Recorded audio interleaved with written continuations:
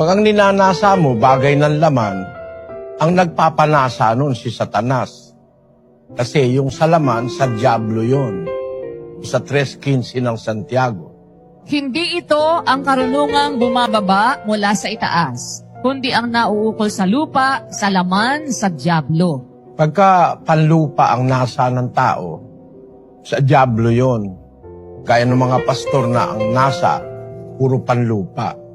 Filipos 3:19. Na ang kanilang kahihinatnan ay ang kapahamakan, na ang kanilang Diyos ay ang tiyan, at ang kanilang kapurihan ay nasa kanilang kahihiyan, na nag-iisip ng mga bagay na ukol sa lupa. Pag ang nasa ng isang tao ay ukol sa lupa palagi, si Satanas ang nagtatrabaho yung pagnanasa niya. Pero para malaman mo kung yung ninanasa mo galing sa Diyos, nagnanasa ka ayon sa kanyang kalooban. Yung sinabi ni Pablo, ang Diyos ang gumagawa sa inyo, maging sa pagnanasa at sa paggawa ayon sa kanyang mabuting kalooban.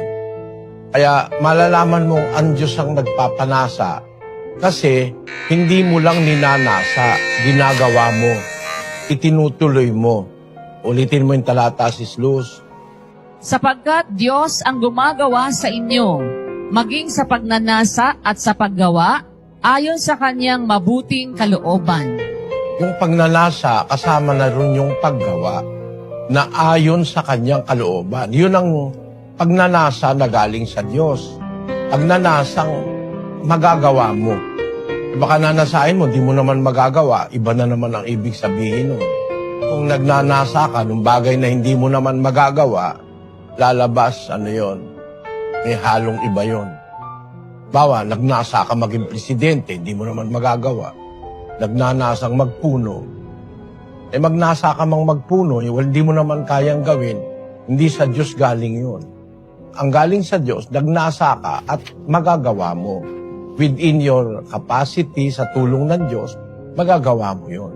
Kasi ang nagpupuno sa kanyang pagpupuno, ang umaaral sa kanyang pag-aral, ang namimigay, magbigay ng magandang loob, ang nagpupuno, magsikap, ang nahahabag, magsaya.